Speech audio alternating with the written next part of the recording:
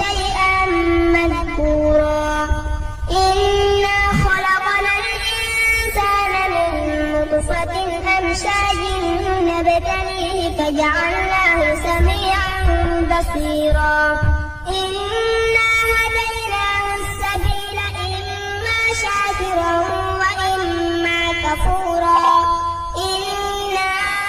أعتدنا للكافرين سلاسل وأغلالا وسعيرا إن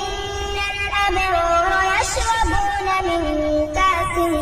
كان مزاجها كافورا عينا